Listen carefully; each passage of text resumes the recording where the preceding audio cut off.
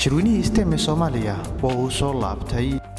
Somali STEM Summit waa kuna sanadle ah oo iskugu yimaadaan dhammaan ardayda, macallimiinta, aqoon-yahanada, cilmi-baarayaasha iyo ganacsatada si kor loogu qaado wax soo saarka aqoonta sayniska, tiknoolajiyadda, injineerinka iyo xisaabta, iyo in xal waara loo helo dhammaan arrimaha ka taagan Soomaaliya iyo gobolka. Shirweynaha STEM ee sanadkan waxaa diiradda lagu saari doonaa abaaraha ba'an ee ka jira gobolka, isbedelada cimilada, iyo in la helo xalal cusub oo looga samata bixi karo abaaraha soo noqday, sinaanta jinsiga, cusboonaysiinta tamarta, iyo sidoo kale shaqaalaysiinta dhalinyarada iyo haweenka.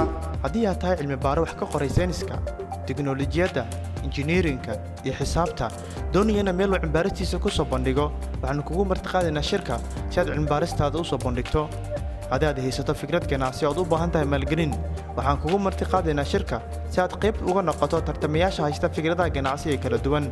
Sidoo kale haddii aad doonayso inaad ka soo qayb gasho shirkan hab caadi ah ama hab cilmi-baare, ama haddii aad tahay qof haysta fikrad ganacsi, fadlan buuxi lifaaqyada hoose.